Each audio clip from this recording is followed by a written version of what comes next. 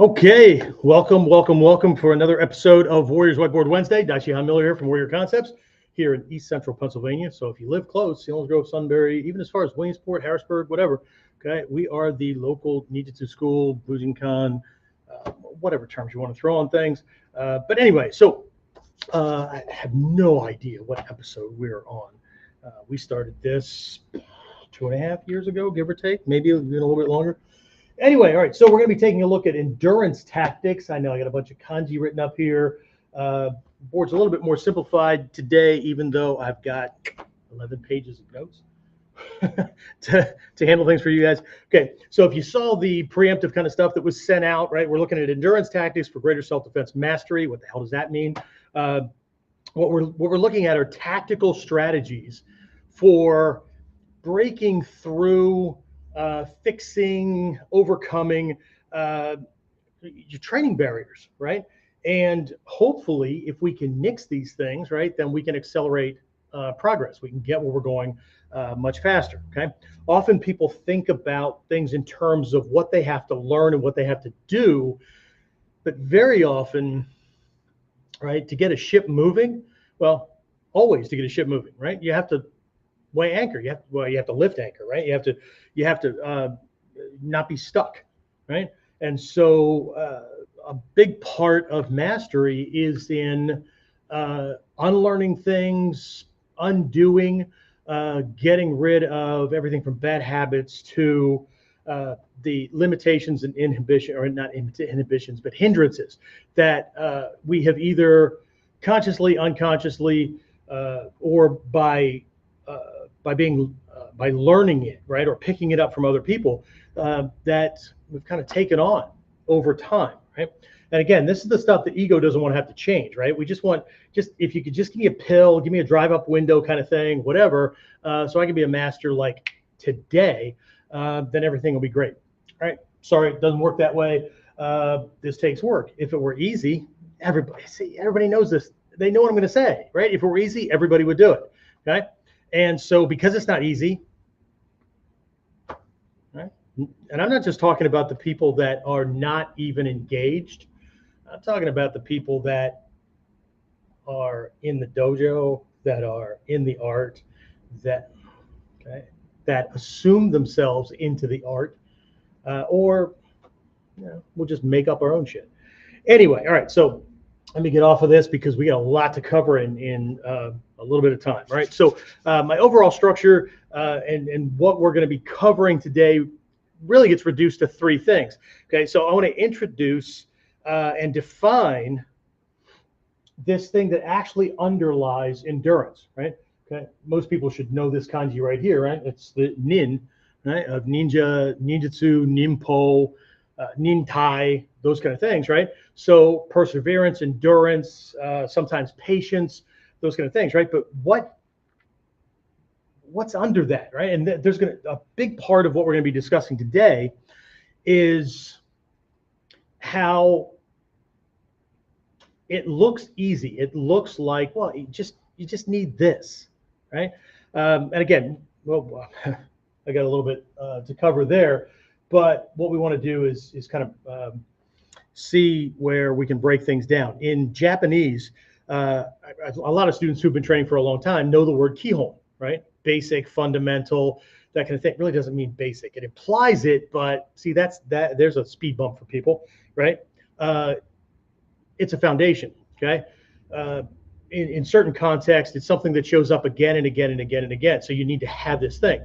But in other contexts, it's an example of these things. And often people can get confused. I remember my son, he's now in his 40s. My son, his first Christmas, he was born in July, so his first Christmas, he wasn't even a year old yet, right? And so, we hand him his first gift for Christmas, right? And it's all wrapped up in shiny paper, and it's got a bow and stuff. Oh man, his eyes lit up. It was just, big old smile on his face. And, everybody's trying to force English into this baby's mind who's just still trying to sort out sounds, right? So that everybody's saying, open it. And he doesn't get it. We gave him a gift, right? So, we tear the wrapper and he starts crying because we just broke the shiny thing, right? So it took time to learn that thing, right? And that's a whole other lesson as far as how these things get inside. But that shiny wrap thing, right, still works today, right? Ichimo's no kata, any kihon, gata, those kind of things where people get fixated on that thing, and then if we change it or we give it, last night's class, we worked 7 different variations of Ichimo's no kata by just changing the uke nagashi, right? The receiving of the incoming attack, right? Well, how the hell do you do that, right? And a lot of students will get irritated, like, which one is the official one, right? Because they have this. But inside all that shiny wrapping in the box and whatnot is the thing, right? Or the things, okay? So there's another term in Japanese, kihon no kihon, fundamentals of the fundamental, which sounds like another of those backwards bullshit, ninja doublespeak kind of stuff that a lot of people don't like to get their head around. But what we're talking about are the things that are integral in being able to do just this thing that looks simple. Okay. All right. So again, I want to dive into this because there's something beneath. There are many things. We're going to look at one that helps to make somebody able to endure, to persevere, to keep going, to overcome those kind of things. Okay. So I left some blanks. Right? If you caught this week's Kuden radio, our weekly podcast, then you already have a head start on it. But if not, or you forgot, well, I'll tell you again. Okay. So first thing, right, we're going to take a look at defining this thing, right? Well, we might as well do it now, right? The thing we're going to be defining, so I don't keep everybody in suspense. We'll use green, I guess, right? What we're going to be defining is this thing called resilience.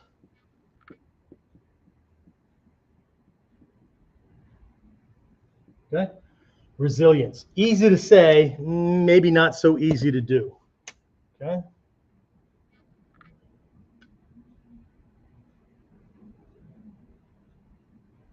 Because we're going to take a look at no less than 6 types of resilience. Okay. But what the hell is that, right? So we'll get to that, right? So I'm going to define resilience and why it's important in training, especially in ninjutsu. Okay. We're going to take a look at 6 types of resilience, and I'm actually going to break it down, right? Well, I'll get to that in a little bit, but we've got each type broken down into 3 different things so that it can help you, right? So we're going to be breaking down each type of resilience into a strategy.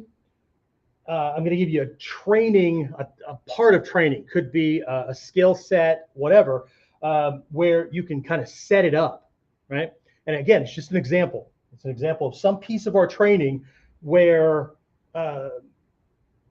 we can set up an exercise or a drill to help us practice being more resilient in that area. And then I'm also going to give you, we'll discuss some tactical takeaways, okay, so that you can keep an eye out for when we're missing our mark and when or how we have opportunities, or when we have opportunities, or better yet, how we can create opportunities to increase our ability to be resilient. Okay, endurance, perseverance. Yeah, okay, they're words, right? I can look up the dictionary definition too. Okay, same thing with resilience. We can look up the dictionary definition. Okay, but just because we know it here doesn't mean this or this or this or other aspects of ourselves can back it up. Okay. All right, and then we'll wrap it all up. We'll do a recap, and I'll give you some additional actionable steps to take and some homework, okay? I'm not going to check you on it. This is the honor system, right? You're either doing it or you're not, okay? So altogether, right, this is going to allow you to get past seeing this thing, this resilience, as a soft skill or a character trait that just appears, right? You either have it or you don't, that kind of thing, right? And we'll be able to see each type of resilience as a tactical skill that you can build through your own training. Okay, so whether you train with me and I throw stuff at you, like we're going to do this Friday, I'm going to pull out some stuff that obviously, you know, it's cool, but we're going to go out of our way to make things really difficult. So I'll tell you what the topic for Friday's the Friday virtual training is here in a bit. But this is going to seem a little bit odd, and it's probably going to be a reason why people are jumping on and then almost immediately jumping back off, because, see, this isn't a kata, right? This isn't from any one given lineage. This isn't a set self-defense technique, right? But it has everything to do with being able to apply what we learn from kata and those techniques in a real world self-defense situation. And maybe because Ninjutsu, Ninpo, covers all of our life and not just physical conflict, it'll make us stronger in other areas too. That's the plan. That's the way it's supposed to work. But again, as with all things, some people grab a hold of something that is it's like this, and they reduce it to this because that's the shiny package with the bow. Okay, and it's easier to get their head wrapped around, and it's a shortcut. Okay, so anyway, let's see, what do I have here, right? Okay, so yeah, we're always talking about real world self-defense, and so what we're really looking at doing is overcoming blockages, problems, those kind of things that are holding many folks back. I mean, before I realized it was like this, and that this was something that was even important, right? Because I was memorizing the words too, right? It's holding me back too, right? So this kind of stuff is holding back just a lot of well-meaning and serious, what I've come to call warrior protectors. It's holding them back from the skills that they need, right? That they really want to have, right? That you and I need and can have, right? And that's the point, right? If this wasn't the point, or if this wasn't at least the hope, right? We wouldn't be spending all this time watching YouTube videos that were educational as opposed to a short that had somebody demonstrating a technique for 15 seconds, or who knows, right? Our 570,000th cat video, whatever, right? So again, please, please, please, please see this class as more than just me giving you concepts to think about, you know, those kind of things, right? Because where I'll be showing you, we will go into these things, but I'm going to be showing you practical applications for each area, each type of resilience, right? And helping you, hopefully, by giving this to you, it helps you self-diagnose, okay? Your own personal sticking points, right? Your own glitches that many people just overlook in training, because there's this assumption, right? That well, I know I did that, but in a real fight, I'm gonna, yeah, no, okay. Once had a student one time where I had use of chopsticks listed in wilderness survival skill training. Chopsticks? If I'm in a situation like that, I'll just use my fingers. And I said, oh, well, I mean, you could do that, but it's a whole lot easier and safer for me to find two sticks and sanitize them in a flame in the fire than to do that with my fingers, to make sure that I'm not ingesting bacteria that will kill me while I'm busy trying to survive a wilderness survival situation. I said, by the time I sanitize these in the flame with the kind of stuff that could really hurt me, I might as well just like eat the flesh off the bone, because it's not the same. And you know, he had his little moment, like, oh, I never thought of that. Did he bother learning it? Nope. Okay. Okay. So anyway, part of my job is to pre-frame folks. And that's what happens when a teacher gives you a technique or a kata or whatever, or a way of using your body that you've never seen. It's a pre-frame, right? It's giving you something that you've never thought about that you can use going on, right? But another part of my job, which sometimes it's taken well, but very often it pisses people off, and that is reframing their belief system because they have already developed an opinion or an idea or some kind of notion, and it doesn't go well when it is challenged. Okay. Anyway, so again, got a lot to cover. So let's start like I always do. We're going to start with a problem. Okay. When it comes to resilience or any other, what we might call a soft skill, okay, what we often think of is either the problem, right, like the lack of confidence, right? That person could use some more self-confidence, okay? Or we think of the goal, okay? Like, man, I got to make my cutting skills with the sword or with a knife better, right? And so we think of things in those kind of terms, right? And these things are often seen as the skill, right? Okay, so dude, be more confident, okay? You'll get farther. It's not true, okay?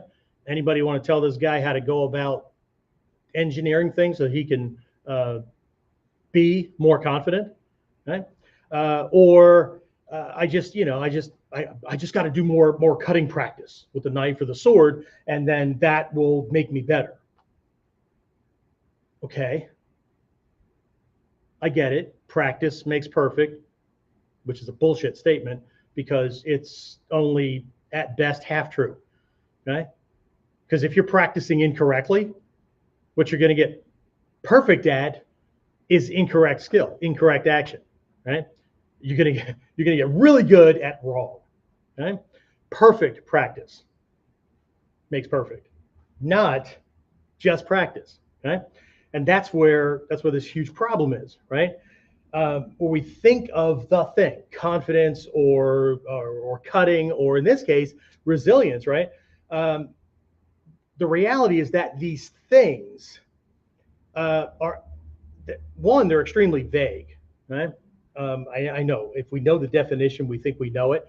That's no different than a little kid who, once they know an adult's name, whether it's first or last with a Mr., Mrs., whatever, okay, that child automatically moves that person from stranger category in their brain over to friend category.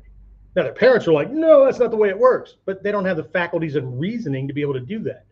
Okay? To a small child, if they're just being taught stranger danger rules, okay, great. Okay? Ask your child without prompting them what a bad stranger looks like. Okay?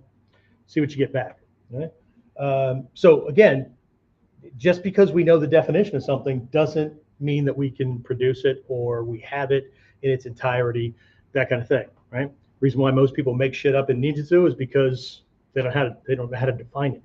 That they don't have those 8 prerequisites or prerequisite training areas from ancient Japan that if you don't have at least these 8, you're not doing ninjutsu. Okay? So again, the condition or this soft skill or this thing, right, is actually much bigger than most people think that it is. Okay, again, just because it sounds simple doesn't make it so. So in reality, something like, well, the subject of today's class, right? This thing is actually a byproduct, a result, an outcome, whatever term you want to use, right, of the development of many smaller micro skills that can actually be objectively worked on to produce that simple thing that we need, that we're trying to attain, like in confidence, right? Part of being confident is somebody stands up and they're making eye contact, and there's all these kind of things, right? So we can practice proper posture even if we're feeling nervous and shaky and all that kind of stuff, right? Because we're trying to recondition the body and avoid slouching the shoulder, hanging the head, that kind of thing, right? Making eye contact, right? That's a whole different skill, right?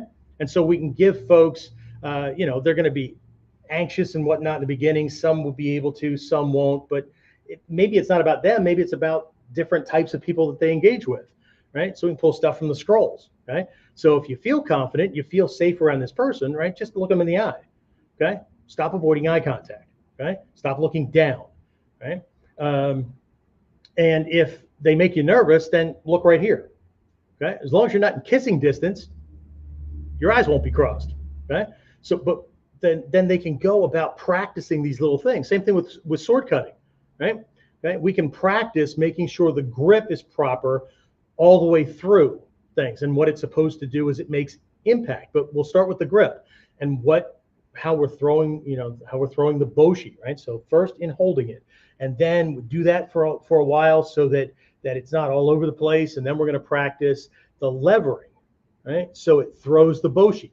And then we're going to practice how the arms are moving to keep that blade on the line that we need it to be, right? We're going to practice using the lead hand to create the angle that's necessary.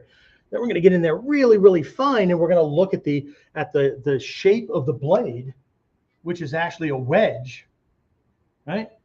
And what we're going to do is we're going to make sure that we're not coming at the target like this, because that's a surefire way of something wedging, right?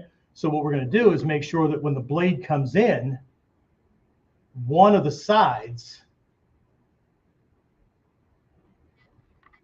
is the cutting line, so that this creates a ramp that causes that really cool thing where the tameshi giri pops up and off, right? But it cuts through and it peels, as opposed to this wedging or whatever, right? We're also going to make sure that the frickin' sword we're using is not a $39.99 special from the flea market, where it was really designed for hacking and not the stuff, right? Okay, well, I can't afford anything more than a $39. Okay, then find a target that one is suitable for cutting, and we'll stop being so vague, right? But these little, we can work on these pieces, right? It increases knowledge, it increases confidence and whatever, right? But it produces I am now better at cutting with a blade. I am more confident, okay? Didn't just magically happen, right? Okay. So, I mean, I know to a lot of people, Lucky Charms is magically delicious, but it doesn't produce anything other than, wait, I don't eat that kind of stuff, but I know it looks like I do. Call it what it is.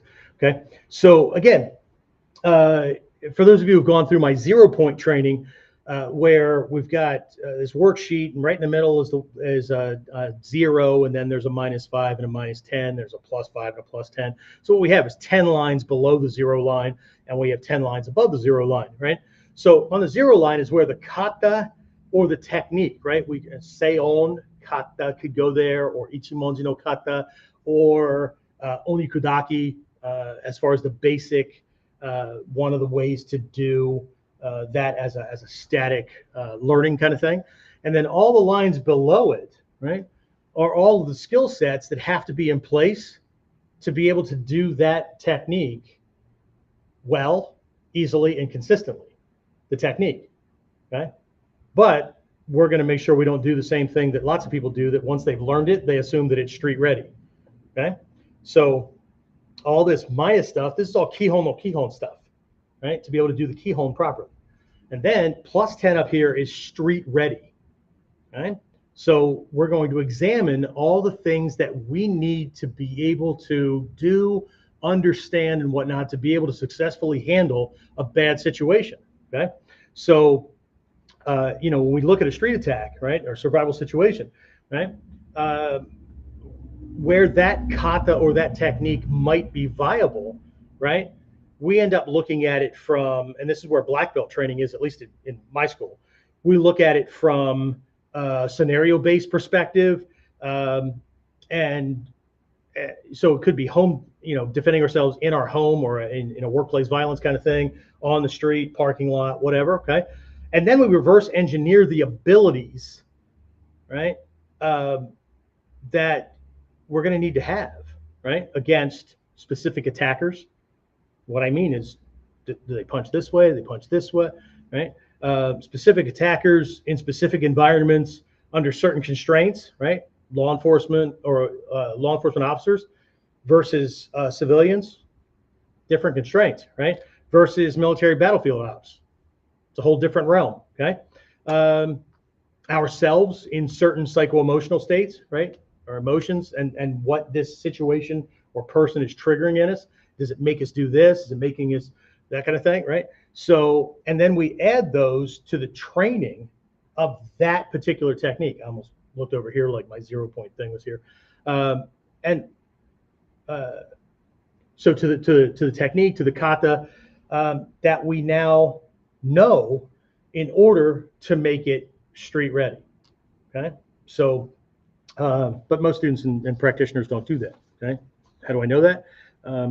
I've trained in seminars and with different people all over the world. Does that mean that everybody? No, of course not, right? There are some people who have real world experience and know what they have to put into place. As a matter of fact, I have a student after the New Year's moving out to Arizona, right? I gave him a name, right? Go train with that person, right? Their curriculum is probably set up differently, the way things are laid out, but their focus is what you're looking for, okay? And I don't often refer people, so because I don't know enough about what that instructor's doing. Okay. Anyway, so what happens for most though is that they learn the technique to stop having to learn the technique. Right? They learn it to know it, and then they assume that it's already street ready, right? Or they accept that. The opposite, right? They accept that no kata will be used on the street as is, and then they immediately bail out to what they call henka, right? Variation, which is often just a cover-up for my skills are shit. I can't duplicate the kata consistently, and so I make shit up and call it a henka. That happens more often than not. Okay. I know I'm an ass. I'm an ass for pointing this stuff out. But we either want to be good, be skilled, or we want to feel content in the belief that we're good, that we're skilled. Okay? These are two things that are not mutually inclusive. Okay? They're not the same. Okay? So the same is true for developing resilience, right? The ability, right, to face challenges, adapt to the situation, right? Under pressure, overcome it, and be stronger on the other side because of having to have dealt with it. Okay, so we haven't just experienced it, but we have learned from it, and then we can now apply that to our training. And apply that knowledge and that experience to our training to make everything better, right? So that everything gets stronger and more powerful from that point forward. Right? So anyway, all right. I forgot to do this earlier. Don't forget, like, share. If you're over on YouTube, don't forget to subscribe. Hit the notification bell. You know how that works, right? And so helps us, helps everybody, helps the program, the algorithms, right? Make the damn systems work for us. And then it helps get the information out to other people. Okay, so now we know what the problem is. So let's jump into this thing called resilience, okay? Especially from a ninjutsu point of view, okay? So we're gonna start by defining it, and then we'll go from there, okay? All right, so let's look at understanding tactical resilience, okay? So the key idea here is that we want to understand this as a tactical and or strategic tool in ninjutsu. Okay, it's not some vague thing. Okay, we want to see it as a tool rather than just a mindset or an emotional trait, right? So we're going to break it down into specific skills because it can be broken down into specific skills, right? And when we break it down, that helps students overcome mental, emotional, and physical barriers in training. And I'll talk about some of these as we go along, okay? So, but we also want to make sure that we understand that I can say it's important, but we should probably understand what happens if we don't have it, okay? The lack of resilience often leads to not just sticking points, whether it's sparring or self-defense or in learning new techniques, lots of realms, right? If we don't have actionable strategies and these things keep creeping up, right, that we can use to improve our ability to recover, to handle the unknown or little glitches that happen, right, then we're not going to be able to overcome these barriers, okay? And these are not something to overlook, okay? So anyway, let's do this to start, though. What color should we use? Let's use black, I guess, right? So that'll be last, right? So I have a couple of phrases that are Japanese phrases, right? Because I know some people aren't going to listen if I don't mention Japanese things. I've been told that. So, okay, we'll do it, right? So there are a couple of phrases in Japanese that actually are about resilience, right? They're if they don't say it outright, it is, and none of them literally say it outright, but when used in context, everybody knows that it's about this resilience. But again, what type? Okay. So the first one, right? This is called Hanpatsu Ryoku. Okay, Hanpatsu Ryoku. Guess I'm not using black. Okay, let's try this one. Hanpatsu Ryoku. Okay, this Ryoku is going to show up in all three of them, but Hanpatsu Ryoku. Okay, so Hanpatsu Ryoku literally means rebounding power or repulsion power. Okay, Yoku, right? See, picture like a blade, that kind of thing, right? Not quite, right? But Ryoku, power. Okay, so primarily conveys the idea of bouncing back or rebounding after facing a challenge. Okay, so it refers to the ability to resist or push back against something. Okay, so somebody's trying to dump stuff on you and you're pushing back against it. Okay, this kind of plays into what we've been talking about over the last 2 weeks. That Japanese phrase. Chikara kurabe, which is a matching of strength, that kind of thing, right? The stronger one is going to win, right? So it's like a battle of the wits, battle of, who's got the better story. It's like two lawyers debating, and then this person's life is going to be based on who won the argument, and the jury goes, yeah, we believe him more. I don't know about you, but that's why I always laugh and call bullshit when somebody says, I'd rather be tried by 12 than carried by 6. After you go through a jury trial, you might wish you were carried by 6, okay? Because if you lose, there's always multiple guys in a prison shower and a whole different type of attacking, if you know what I'm saying, okay? All right, so the context with Hanpatsu Ryoku is it's often used to describe a kind of physical or forceful resilience, okay, where someone or something resists external pressure, bounces back, right, that kind of thing. It can be more active and aggressive, right? It's more often related to like physical dynamics or opposition, right? Think about somebody who got the shit beat out of them in a sport fight, right? And then they bounce back, right? They're ready for the next one. They bounce back and they're like, I want a rematch. Okay, it's in this realm, right? It could also be where somebody goes through a divorce and there's just this mudslinging back and forth and all this shit between the lawyers and whatever, divvying stuff up and constant fighting, constant arguing, and then they bounce back to move on, to get restarted with their life and stuff, right? But the question is, how long after that kind of banging into things does it take to get back, right?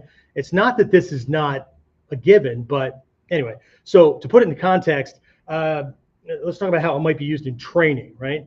So this term it might be more appropriate if we were emphasizing the ability, like I said, to physically recover or resist an opponent's force and quickly regain momentum, that kind of thing, right? You knocked around for 3, 4, 5 rounds, and then you're able to rebound and come back because you survived long enough to sort things out.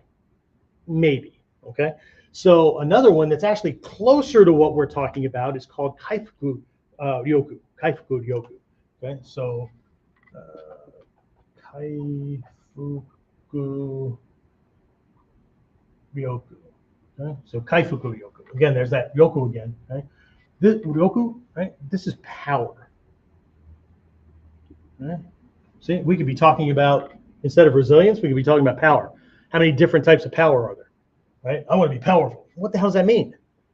Okay. Just like I want to be strong. What does that mean? Okay. Somebody could be a 98-pound weakling, right? Nobody would argue that Bill Gates, not a strong physical specimen of a man as far as like getting into a ring and duking it out, but financially, shit. There's not a problem that he can't handle as long as money is the answer. Okay, that's why I have a problem with somebody putting blank is the answer on our bumper sticker. We've all seen them, right? Blank is the answer. Just this basic thing, right? It makes people feel comfortable, right? I saw one time and it was religious oriented, and I said, "Really? What's for dinner?" Because if that's the answer, I got a problem. Okay. If we make it overly simplistic, it's either for convenience, where we only have so much space to convey a message, it invokes curiosity, and then somebody asks a question and we can explain the grander thing. Okay, like if I say ninjutsu, the art with heart. What the hell does that mean? Well, see, in nin, right, this part right here is your heart. Okay, so there's a whole other side to this. This is the side where all your weapons and your combat stuff is. But this is handling problems in social settings. This is handling problems on a battlefield. If you cross those two, you're either going to jail or somebody's going to kill you, or you're going to get killed. Okay? So again, it opens it up. Or it's overly simplistic because the person really doesn't understand the depth of things. And that one thing right there makes them feel safe, makes them feel comfortable. Okay. Anyway, so anyway, let's go over here. Kaifuku ryoku. This is recovery power. I should probably put this in here, right? This is what I said. This one's rebounding power. This is rebounding power, right? This one, Kaifuku ryoku, is recovery power. Recovery. Okay, so this is closer to what we're looking at in ninjutsu. This one, kaifuku, is not just recovery; it's also it can also be translated as healing power. Okay, healing power. Okay, somebody's general state of health on a day-to-day basis goes a long way into determining how long it's going to take for them to bounce back or to heal or to recover from COVID, from the flu, from bronchitis, pneumonia, whatever, right? Or even how long it will take for the symptoms of, say, something like cancer or whatever to even manifest, okay? Or like my arthritis. I had no idea how arthritic my knees were before an accident a bunch of years ago. I was like 45 years old. had this accident where I ended up with 2 whiplash injuries in my spine and some brain damage. And you'd never know. Anyway, so it's the downside of airbags, right? Airbags were designed to save against this kind of whiplash. So now they don't, no whiplash in the neck, except because the airbag inflates faster than your harness, stops your torso. This happens. And so now the new whiplash is 2 spots in your back, of which I had that damage. But the ability to recover, right, from those kind of things and heal, okay, because the body was already in a good state beforehand. Okay, so anyway, the meaning behind Kaifuku Ryoku, again, it focuses on the ability to recover or heal after a setback, whether that setback is physical, mental, emotional. It's more about restoring strength, right, and coming back to a stable state after experiencing hardship. Okay, again, I referenced breakups, divorces, loss of a job. We had a major fire, right, at my house. Actually, we had a minor fire. Well, it wasn't minor, but we had a fire on the 3rd floor, so it didn't engulf the whole house.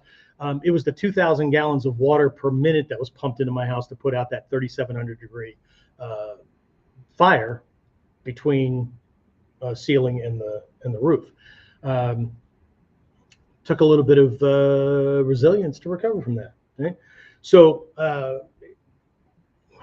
putting this in a little bit more context, this term is more associated, again, healing, regaining lost energy, lost strength, lost finances, lost material possessions, and or a sense of stability, like the fire. Okay, and coming back to a stable state, right, after experiencing hardship. Okay, some people can do it really quickly. Other people, they're still running around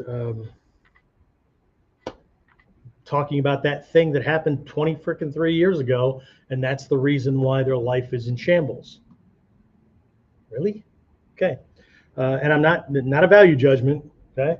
However, if we could be taught earlier on in our lives that these things are skills and here's how to develop them, instead of everybody thinking in a very vague state and assuming that you either have it or you don't, maybe the world would be a different place. Okay. But we don't, it's not, and it isn't. Okay. So Kaifuku Ryoku, as it might be used in training, would be more appropriate if we were emphasizing the idea of recovering from challenges, okay, physically or mentally, that kind of thing. Somebody is knocking on my door. They will have to come back. All right. So anyway, so let's see. Again, this fits the idea of resilience and whatnot, but it is. Hold on one second.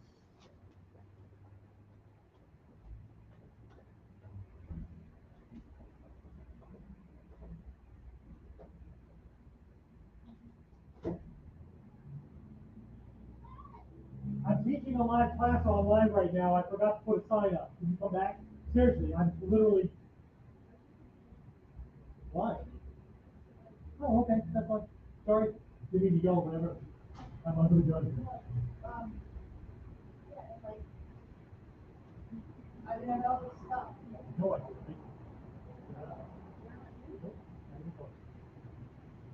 Nope.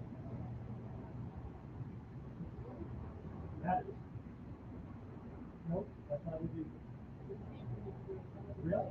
Oh, then maybe I got an alternate for it. I think that's somewhere else. Wow, all right. No idea. I get it. Thanks.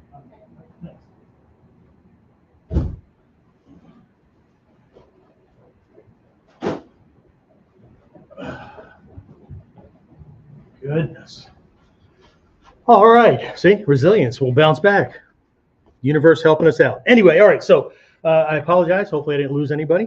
But if I did, it's a type of resilience, right? Anyway, all right. So which one's better for what we're talking about with this one? Well, in the context of ninjutsu, like I said, kaifuku ryoku, a little bit better because it's about recovering and those kind of things. Okay. So what I want you to think about, because we tend to avoid in ninjutsu, we tend to avoid chikara kurabe, which is a direct kind of thing, right? I'm going to do another class some other time where we will talk about the exceptions as to when a ninjutsu practitioner might engage in that kind of thing. There's a couple. Some are deceptive, and some are it's an emergency, urgent kind of situation. But we'll cover that some other time. So this is closer based on the way the Japanese normally think of things. So this is more aggressive, more direct. This one is more how quickly, right, can you heal? How quickly can you get your life back to a sense of normalcy? Okay. But again, this is ninjutsu. Okay. So we have this third type. Okay. Nintai ryoku. Okay. Nintai ryoku. Nintai ryoku. Right. So again, what's ryoku? Power. Yes. Okay. So nintai ryoku is perseverance or endurance power. Okay. How do we keep going? Okay. So again, nin, we know nin, right? Nin means to endure, persevere. It's actually just way more related to ninjutsu, right? Tai also means endurance. Endurance. Okay. But it also means patience, right? I have a kanji painting that I picked up in Japan one time, and that's what it says. It says nintai, right? And overall, the average Japanese will translate it as, and that's how they approach what we normally just look at right here, right? Without the tai, it doesn't make any sense to them, right? Or it just means patience, or like the ninja stuff of like stealing in or stealthy kind of stuff.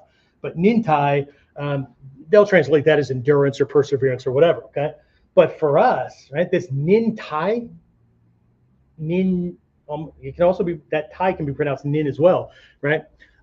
It for us, it presents the translation or the meaning of being able to endure, persevering, right? Because to learn this stuff, I was told by teachers way back, and if you look in Ninjutsu History and Tradition, the first book that came out in English with Hatsumi Sensei's name on it, back in, let's say, there's a section in there that breaks the three aspects of a ninja down, right? So there's the Miwo Shinobu, the body capable of enduring. There's the Kokoro Shinobu, mind capable of enduring, and the Shiko Shinobu, the perspective, intellect, not intellect, the perspective, energy. There's this insight that goes back and forth, reconciling what's out there, right? Nature, universal truth, and all that with what's going on in here. Okay, how close am I to living, speaking, acting in accordance with ultimate universal truth, with nature, not, well, see, this is my truth. Well, see, that's a fancy way of saying that's my opinion. Okay, that's my belief, right? Not the same, right? So, but in that same section, I believe it's there as just one reference that it points out that the training should be more difficult, more challenging, it should be harder than anything that we will ever run into in life. But since most people don't want to do that, they either don't and they become an instructor, and so that level doesn't get passed along, or, I mean, I have a nice school and all that kind of stuff, but very, very, very few of my students want to go that far. Okay, those who do, right, get stung with verbal stuff, all kinds of things, right, and they just keep on going, right? Does it hurt? Yeah, of course it hurts, right? But how quickly can you get your head back in the game? How quickly can you get your heart back in the game? Because if the teacher that you trust can't push your buttons without you caving in or wanting to quit, how the hell are you going to deal with anybody else who really wants to hurt you? The teacher has your best interest in mind. Right? Again, I can't answer that. Right? I can only answer it for me. Right? So either way, Nintai, this emphasizes not just physical, not just health, not just returning to a state like getting your life back in order. This is all the stuff that makes that up, right? So this emphasizes mental, emotional, and physical endurance, right? It's the ability to persist through challenges, not just recover from them, persist through them, through challenges, through hardships, through adversities, over a long period of time. Like, how long is this shit going to keep happening? It'll last as long as it lasts. And if you can't last as long as it lasts, well, then we cave, right? Okay. So this aligns. This is the endurance and resilience and whatnot of ninjutsu. Okay. So, but it's not just recovery. It's not just persevering and enduring, right? There's a sense of elasticity. There's a sense of adaptability, right? Flexibility, those kind of things, and not being so rigid where if anything deviates from the one way, well, then we're fucked. Okay. So anyway, this one is really more about, regardless of what's going on, that's how it's happening. All right. So very quickly, we're going to go through 6 areas, 6 types of resilience. Okay. So we're going to look at each type, right? And I covered these during Monday's Kuden. Okay. So I'll try to remember to pop a link down in the description section, especially on YouTube. Okay. So people can find it there if you're interested in listening to that episode. And again, it goes deeper and it comes at it from a not completely different angle, but here we're looking at training. Here we're looking at fixing training glitches, right? Actual physical self-defense glitches that if we overlook them in the dojo, the same shit's going to pop up out there. And if it pops up out there and we get caught in that moment, we die. For Kuden, it was more of a life overarching kind of thing. Okay. So from here on, I will be discussing a type of resilience. We're talking about a strategic focus related to that type. And again, it's going to be a very quick, very broad overview kind of thing, right? I'm going to give a training suggestion for one area or one skill, and then I'll give you a tactical takeaway to help you really understand how and why this is needed. And for even more clarity, we're going to be exploring these different types of resilience as part of the training during this week's Friday virtual class. Okay, so you're going to want to register for that if you, again, want to take each layer as it is. So this Friday, we're going to actually be borrowing something I think we worked on maybe last month, which was escaping locks, holds, restraints, and those kind of things. So a couple of techniques might be the same, but we're going to bring in some of these traditional restraint kind of things. Some of you guys might have seen it where samurai would have, it's a capturing technique where they throw some long stabs over somebody and they get them by the head to move them, right? And there's other ones too where the person's on the ground, right? They'll be down in a prone position, and then we're going to have long stabs across their body this way, okay? Pinning them down. It'll hurt, okay? It'll hurt. But we're going to show everybody how to get out of those quickly and easily, okay? No matter how strong it is. Now, obviously, if it kills you, then you're screwed. Or if it breaks your system, then you're screwed. But short of that, I show everybody how to get out of things much more quickly. This class these resilience things will pop up. Okay? And that's the point. I'm doing it so that these things one or more of these things for every given student. Not the same for every student, but one or more of these for every student will pop up, and they will have the opportunity, if not to work on it right then and there, to take note that that's problematic. Right? I have to work on this. Okay. But it's also going to continue our work on something called shiten that I've been working on with students this previous week. Shiten is tactile sensitivity, right? And using our skin and our tactile sense, right, our sense of touch, as our primary sense in situations like that, rather than our eyes.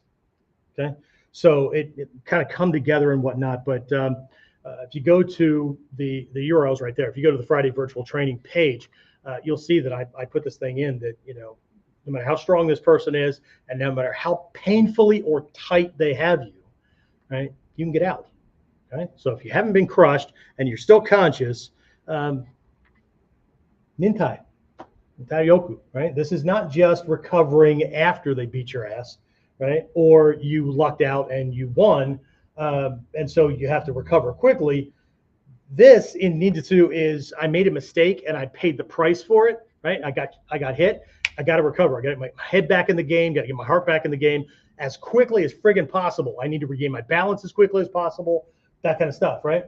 But this is enduring that scary freaking shit that is the bubble, right? For as long as that thing lasts, right? All right, so very quickly, I'm going to change colors here. Let's do Chuck. No, let's do green, I think. We'll try green. Okay, so again, very quickly, I'm going to do a strategic focus. I'm going to give you a training suggestion. Just one area. You're going to have to do substitution things to work in other areas to make sure you don't have this kind of glitch happening, right? We can fix it in one skill and have it pop up in other ones, okay? And then I'll give you a tactical takeaway, okay? So strategy, training, tactical. It's the same across there, right? I had to endure the boredom of writing strategy, training, and tactical 6 fucking times, okay? So anyway, all right, so first one, remember, it's all resilience, okay? It's all resilience. So the first one, we'll just start with physical. We'll get the elephant out of the room, okay? So physical resilience, right? Developing tolerance for impact and recovery, okay? Because sometimes you're going to take a shot. Everybody needs to get punched in the face at least once, right? Everybody needs to get kicked in places that you probably don't want to get kicked at least once, right? There are techniques that we have that if you get kicked in the Johnson, right? There are techniques, and I'll give it to you right now, right? If you just very quickly pick up your feet, drop your weight, and catch yourself with stiff legs to stomp. Girls, this doesn't work for you. Guys, right? You need to get that nerve and those muscles that have just contracted. You need to get them back into a better position. So, right, there are these, again, micro skills. No, man, you just need to suck it up. Like, you know, just don't think about it. You ever been kicked there? Really hard to not think about it, okay? How about if we learn ways to reset the system, okay? Same thing with if our breathing gets out of place. Those aren't the skills I'm giving you, right? So first, the strategic focus, okay? So physical resilience is about learning how to recover from mistakes or falls, things like that, right? You trip, you fall, whatever, right? Or he caught you and he threw you, right? Without losing momentum in training, right? Recovering very, very quickly. So in a real world scenario, this can mean being knocked down and quickly regaining your position or advantage, or it can, you know, hit, things get a little daisy or whatnot, or you feel your breathing just kind of getting choked up and whatnot because we're holding on to this tension, right? So, you know, we can use a cleansing breath to kind of open things back up again. All kinds of things, okay? So the training suggestion, so this is what we have. This is, yeah, so this is recovering, you know what? I don't have enough space. So physical mistakes. Physical mistakes. I got hit, I fell down, whatever, okay? I fell and I can't get up. Well, then you die. Okay, so physical mistakes. As a training example, solo ukemi practice.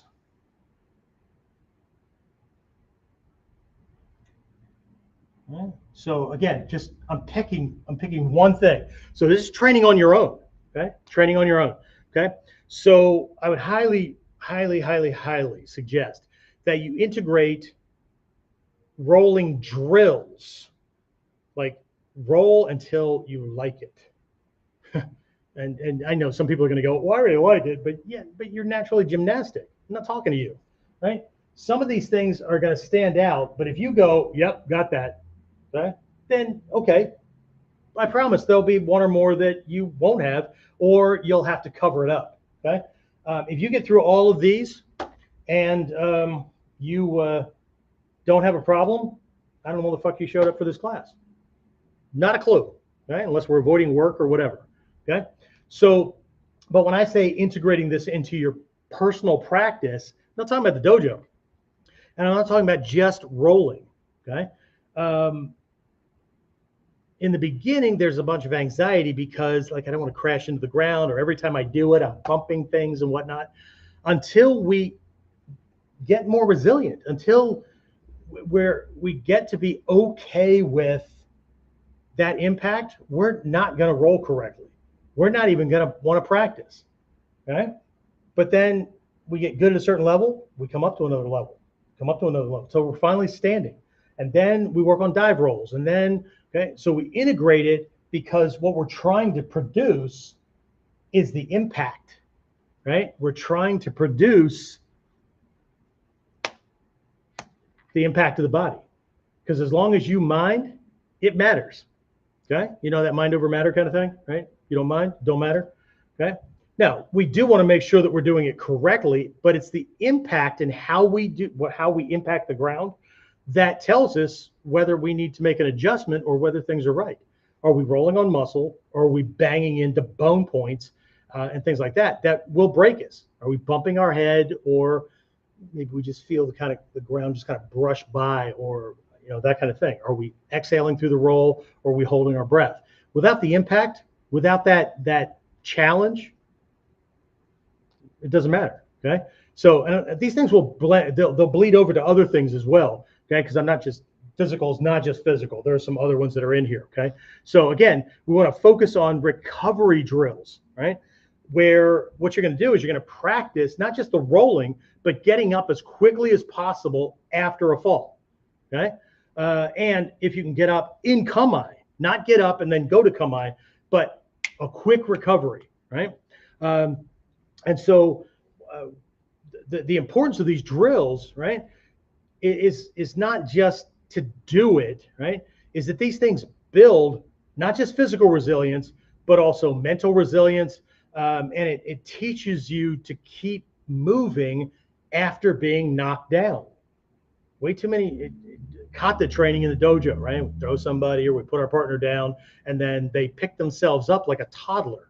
Hand, foot, and then they're standing and there's laughing or talking or, ow, that kind of hurt a little bit or whatever. And then we do it again. No. The uke is training too. Okay. So the uke isn't just training to punch or kick or whatever the attack is. The uke is learning how to do a break fall and whatnot to neutralize that balance that was just taken by their partner. And they're going to practice to recover and get up as quickly as possible. Because the longer you're down there, longer they can hit you, kick you, hit you with a tire iron, shoot you in the face, whatever. Okay. So tactical takeaway for this is physical resilience isn't about toughness. Okay. It's about quick recovery and adaptability. Okay? I'm just going to put quick recovery here. Okay? The tactical aspect of this is quick recovery. Okay. So we want to apply this to scenarios where we need to regain control after a mistake or a misstep. And this has equivalents in other places as well. Okay. Like mental resilience, right? We make a mistake. I've got a friend in my life that, while they would never admit to being perfect, anything that would shake their sense of I'm right, not only does it throw them off, but they're stuck until somebody else assumes the responsibility or takes the blame, or it can be spun in a way, or somebody else relieves the pressure or whatever. Oh, it's a mess. Holy crap, right? because they not only can't be wrong, but even if somebody lies about them, okay, they can't rest on, like I rest on, I know that's not me. Call my mom a name, right? Or say, you did something with my mom last night. Okay? We all know what people say, right? And I go, just pay her. You're supposed to defend your mom's honor. He was insulting me. He wasn't coming at my mom. Right? And I already know that my mom's not like that. I'm not like that, or whatever. So you're an asshole. Like, I'm going to take that, just like these comments under my friggin' videos. One, I know I'm fat and I know I'm old. You got to do better. But if you're coming at me with other shit and you think that I care because you're wasting your day finding shit that you can hammer in an anonymous way, not you, but are you fucking kidding me? Right? Like, I'm no more worried about them than I am a piss ant walking across the floor. I don't need to step on it and kill it. I don't even need to fucking pay attention to it. Right? Now, if it's in my house or in my kitchen, well, some ant baits are going to go down. Right? So anyway, all right. So next what we're going to do is mental, right? Mental resilience. Remember, all this stuff is about adaptability, overcoming, enduring, persevering, that kind of stuff, right? So what does mental resilience look like, right? This is handling overwhelm and pressure, right? So this is handling overwhelm and pressure. I often tell the story about when I was in the Army and I was deployed to a little tiny island nation in the Caribbean called Grenada. And I remember that even before that, right, I hated field training exercises. Had to do it, had to learn the skills, but, oh, God, seriously, right? But you got all these freaking hard chargers running around, going to kill a commie for mommy, whatever. I went out, I did my duty, I learned the skills, I applied them, right? I check mark, okay, you got it, right? It's not just passing, you're proficient, excellent, it's all good, right? These motherfuckers running around, right, gonna kill a commie for mommy, and there's like superchargers and all that. These are the motherfuckers who are crying on the airplane on the way down. Right? Me and several of my peers, we're staring at the far side of the fuselage in that airplane, M16 between our legs, and I'm running training scenarios through my head. Okay?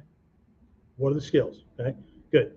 If the plane doesn't get shot out of the sky, and I remember thinking these words, plane doesn't get shot out of the sky, we don't vaporize, crash landing or whatever, right? When that door right down here opens up and I breach that, I'm going to look for A, B, C, and try to get to that before my body gets perforated to the point where things get turned off. But I'm running scenarios. These same fucking guys crying like, okay? I'm not saying that it wasn't scary. It was absolutely scary. And this is not about me being like tough or whatever. But I didn't have time for crying. We went from where was I? North Carolina to this island near Cuba. The flight wasn't that long. I got to get my shit together and be ready to operate. Yes, I can die. But if that's what I'm dwelling on, I'm wasting a whole lot of time. Okay?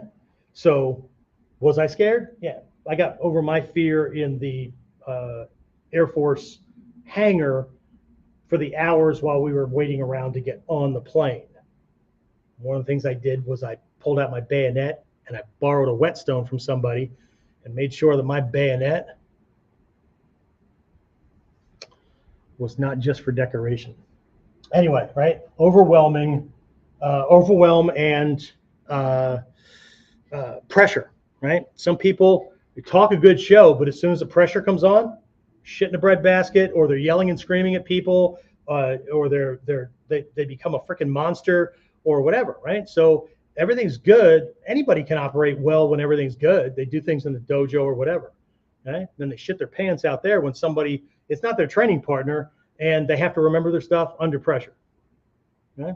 So Strategic focus here, again, it's the overwhelm, right? Mental resilience involves staying calm and focused even under stress, right? This can apply to training scenarios where where you feel overwhelmed by complexity or pressure, right? So one of the first things we tell students is if you forget your moves or you get confused in there and you don't know what to do next, stop. Don't just look for something and don't get caught up in this paralysis or analysis paralysis, right? Immediately step, leap, or roll and recover in kamae and put distance between you and them.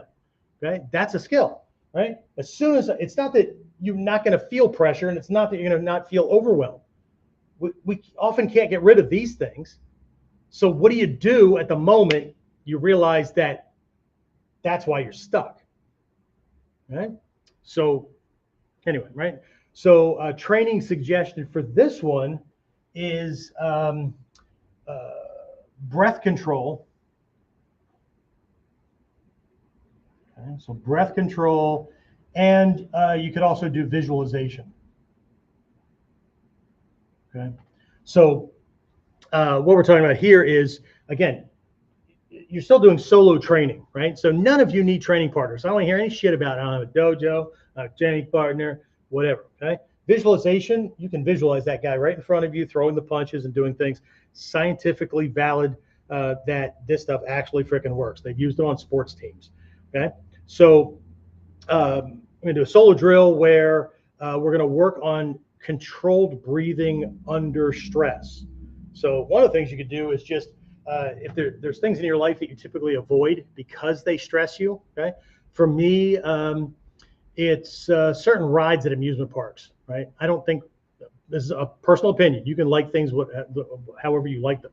Right, I do not enjoy roller coasters or rides that simulate dropping you to your death and then pulling you back up at the last second. Okay, now, you can think that's fun all you want. Okay, but I don't. My system rebels against that kind of thing. So what I do, because my kids have liked growing up, like dad going on the ride with them, right? And I'm sure my grandson's going to do the same thing. But I'll get on, but I'm not getting on to have fun. I'm getting on so they have fun, okay? Because it's about them at that moment. So what I'll do is I will practice relaxation and breathing exercises, and I will focus on experiencing the ride from a scientific, objective perspective. Okay? And that has gone a long way to helping me do those kind of things. I do not particularly like horror movies, right? Where my adrenals are fired.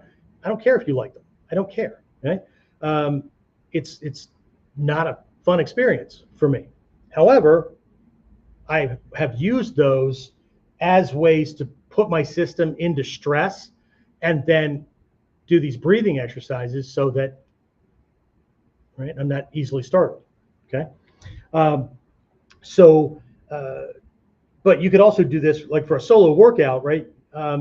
You could stop, or if you're doing aerobic stuff, stop and then practice slow, deep breathing and visualize yourself staying calm, or visualize yourself in an open meadow or someplace where you know it would induce calm. Okay, those kind of things. And so, or if you're doing high stress sparring, if you do have a partner or whatever, right? But the whole idea is in solo training, practicing those things and doing them often enough so that it starts bleeding over into everyday life. So if you're in like I said, a high stress sparring situation or an actual self-defense situation, you don't have to remember it. It's something that you do, right? And you can recover very quickly, right? Tactical takeaway here. Again, I'm going to have to speed up, but we want to practice. Practicing breath control under pressure builds mental resilience, right? So what we want to do is tie this into real world applications, whatever things you have going on, right? Going home. I don't know, for some people, going home knowing that honey called you early or sent you a text, like day sucked. And you just know when you go in there, the air's going to be thicker and all that kind of stuff. And you're going to be fucking walking on eggshells, or it's that, who knows, week of the month or whatever. Okay. Now I'm speaking about this from the perspective of a guy. Girls, right? You know how your guy is, or the person in your life or whatever. So this is a way to kind of be able to use this on a regular basis, okay? But use this as meditation fodder instead of always doing the same meditation techniques, so you can visualize how staying calm in the heat of battle, or practice visualizing staying calm, right? You can visualize yourself being in one of those things, and you're just visualizing yourself and you're controlling your breathing, and see yourself going through the movements and easily handling them and not getting stressed, okay? So this helps to put you into a better state and give you a skill set where it's easier for you to maintain control and avoid making mistakes due to panic, okay? Due to panic. So we want to avoid panic. Tactically, we want to avoid panic.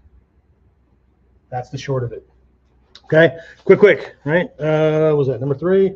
What did I miss? Physical, mental. Okay, all right. So emotional resilience. Emotional resilience. That conversation with that person just had me so freaking freaked out and everything. I just can't think straight. You're just gonna have to wait, right? I need that shit now, right? We have a deadline. Well, I just can't function. You're just gonna have to figure it out. Holy shit! Why do we keep you on the payroll? Okay, you're either part of the team, or you want to be a part of the team, or you should never be a part of anybody's team. Right? Not you, right? Because we're all enlightened, right? Okay. So emotional resilience is about working through frustration and fear and those kind of things. Okay. So this is working through frustration, fear, anxiety, nervousness, those kind of things. Okay. So emotional resilience, this is key, right? When we feel stuck or frustrated by difficult techniques, right? Or sparring encounters, those kind of things. We're going to work randori, whatever, and students are putting the gloves on, and it's not something I like doing. I get it. Okay. Nervous, it's the first time, whatever. Okay.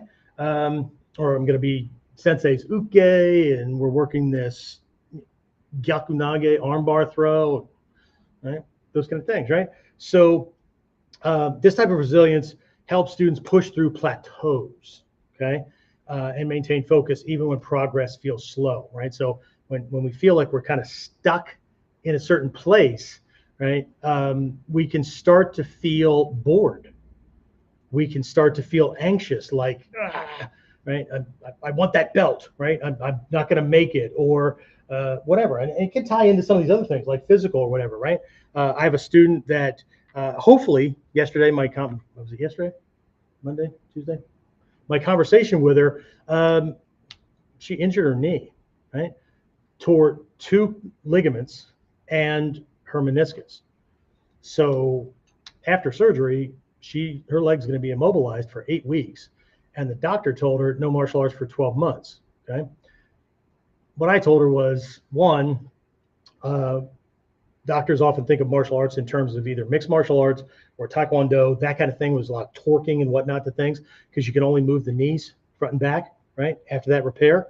Well, no shit. Okay. If you're in ninjutsu and your taijutsu does not have your knees moving normally front and back, I know that your leg might be sideways, but if it's cranking in, right, it's bowing side, those kind of things, there's something wrong with the taijutsu. Okay. So, we've got virtual stuff online. I said there's lots of the difference between doing a martial art where it's all about physical techniques and sparring and moves, including people who have reduced this martial art to the same kind of context, right? And really understanding ninjutsu, especially from the perspective of ninpo, where this engulfs every part of your life, okay? In one, if you're physically injured, well, then you can't train, okay? In the other, there's no part of your life that you can't do something to train to get better at that particular thing, whether it's mental, emotional, physical, right? So reading, you could be studying, you're going to get to know how the leg is strong, how the knee joint is strong, and how it's weak, and all that kind of stuff. Because of the pain, you're gonna become so familiar with that kind of thing. So you're going to be able to understand how certain techniques or how certain attacks to the leg, how they actually work and why we do that, right? So when he says no martial arts training for 12 months, he's talking about, the physical stuff that might injure the surgery. But I'm going to give you plenty of stuff. You will be doing martial arts study and practice all the way through. It just might not, we're going to have to build up to the same physical stuff you came from before the injury. It's a huge difference, okay? And if that's not the case, then we're not doing ninjutsu. But because we are, okay, it's very, very different, okay? So again, we want to push through plateaus. So from a training thing, the suggestion I'm going to give you is establishing micro goals and controlled exposure to stress. Again, this is just one thing. We'll just leapfrog off the last one, right? So what I'm going to encourage you to do is to break down difficult techniques into micro goals, just like I did with that sword cutting kind of thing, right? We're going to work on the grip only, or if we're working onikudaki, right? The only thing I care about is like from the receive, bringing my arm under and catching at a very specific point here. Or if I'm going Uda onikudaki and I'm going over, right? I want to make sure that I get my whole arm over his arm so I can wrap and grab my clothing, okay? That kind of thing, right? So nothing else matters. That's the only thing I'm going to work at until that becomes the thing that's easy. And then I can work on, okay, once I have this, now I'm going to work on walking in a certain way so I can carry this whole unit out in line with his shoulders. That's the only thing I'm going to worry about. Is that the only thing I'm going to be practicing? No, of course not. I'm going to do the other moves, but the mark I'm going to pay attention to is that one, right? So if we break things down into micro goals, we stop doing the whole thing and then hoping that it works out this time, right?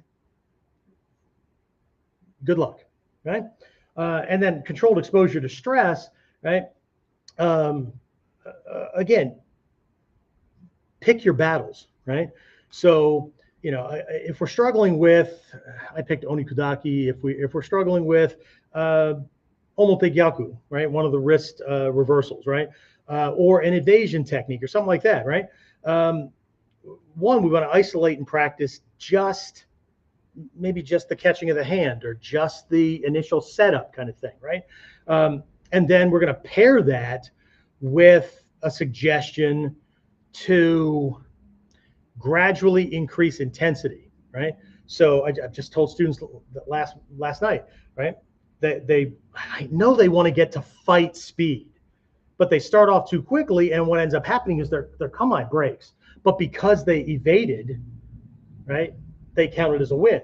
But then they can't do the rest of the technique, right? So we want to come down just below that threshold where the left brain can still control the scenario, but we're picking up the intensity. So there's that feeling of, oh shit, oh shit, oh shit.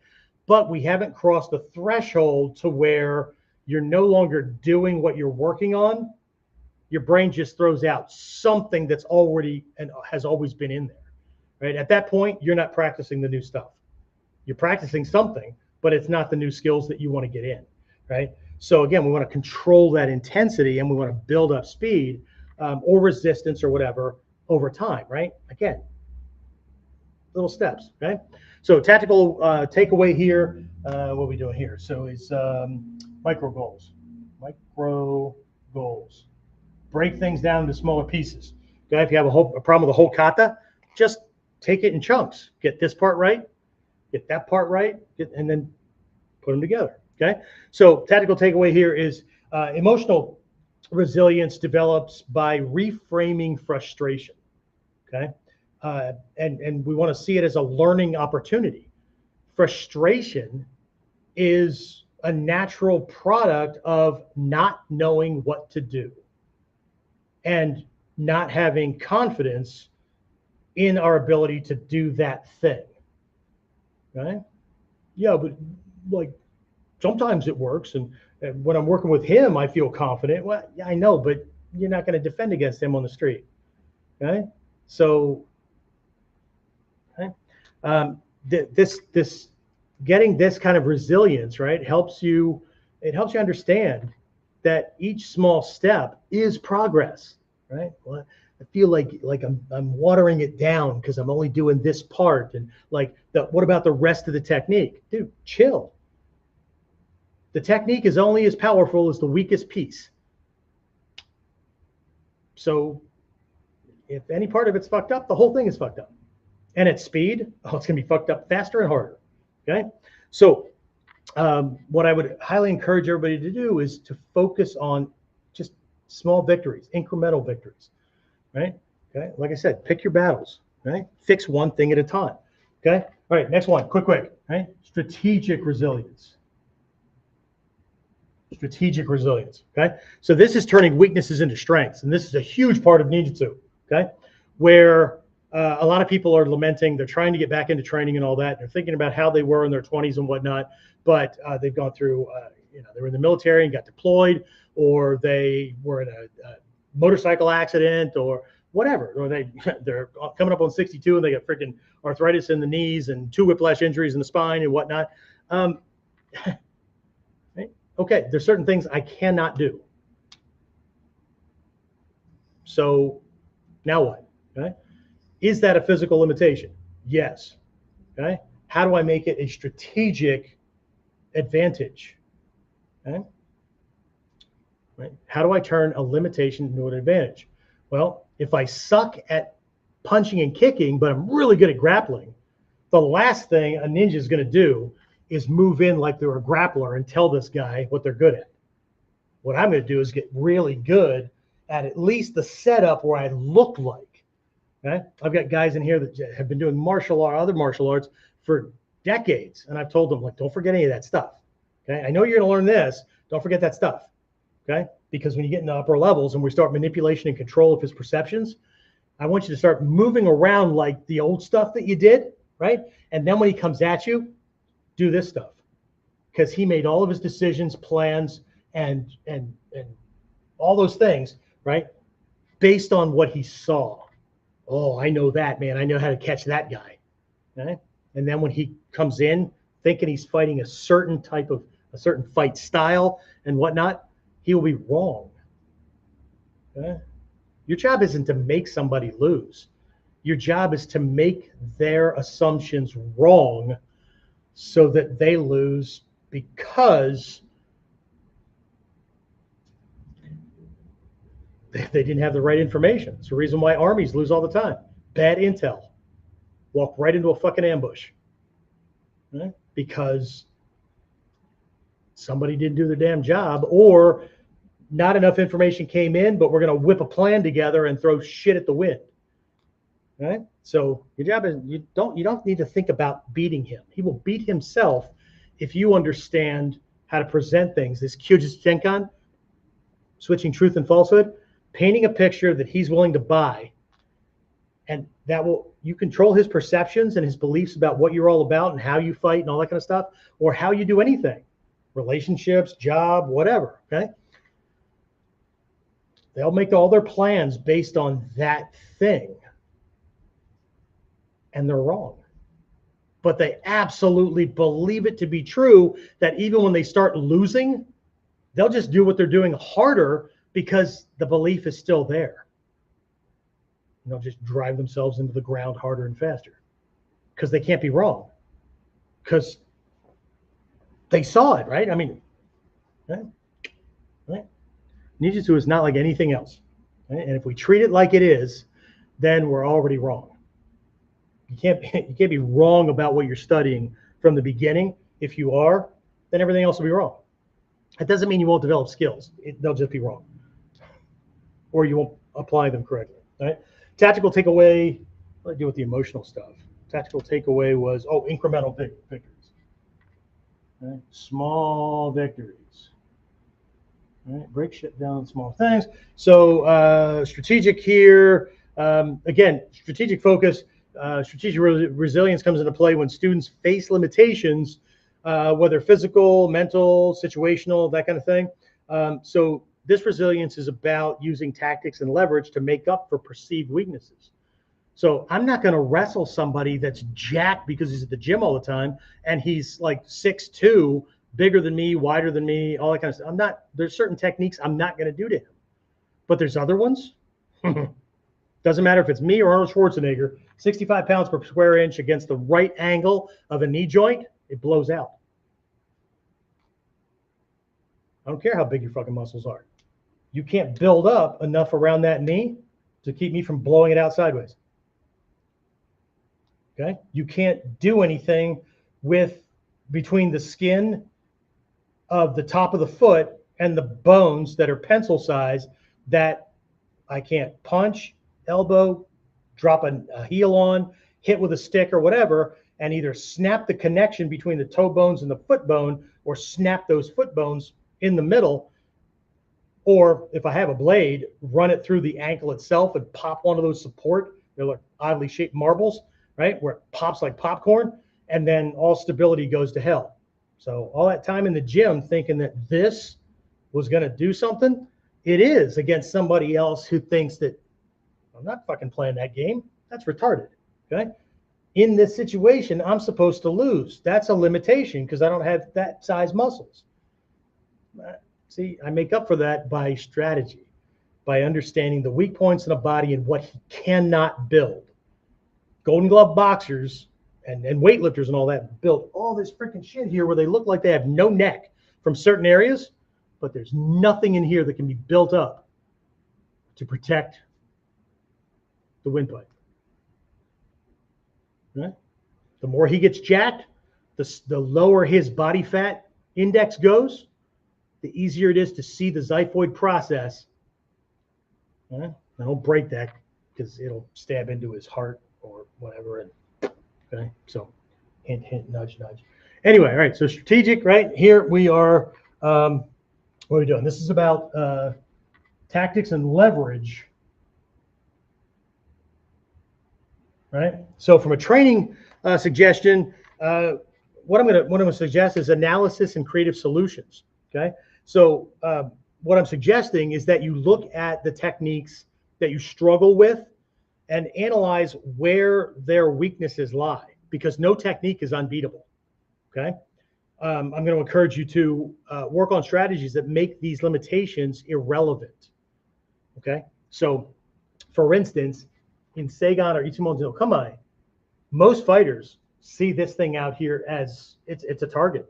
They'll grab it, they'll hit it, whatever, and your lead leg, oh, it's easily swept. Okay, you got to know that. If you don't know that, that'll be the thing that kills you. So you need to understand that this shoulder joint is floating, it's hovering. So when he goes for this, it's easy to move that and save it. My weight needs to be over that rear foot. So when he goes to sweep that front leg, I can pull that leg back without having to move first before I move the leg. If you have to move before you can move the leg, a sweep will get you. A baseball bat to the shin will get you. Those kind of things, right? So we have to understand the deceptive qualities of these things as well. Okay. Another way to look at this is, or another suggestion is like a smaller student struggling with throws. Right, could focus on techniques that instead of focusing on the ones like a seonage where you're going to get somebody up on your back and throw them over, right? Focus on techniques that use leverage and balance breaking rather than force. That kind of thing, which is predominantly what we do. But I see a lot of, as I'm going through and I'm looking at, I want to see how many different ways people are doing osoto kari or whatever, right? And so what I see is a lot of ninjutsu practitioners doing those freaking throws the same way that judo guys and jiu-jitsu guys do them, which is using force. Well, that's fucked up. Okay. So anyway, leverage and balance breaking, right? So again, we want to focus. So focus on using.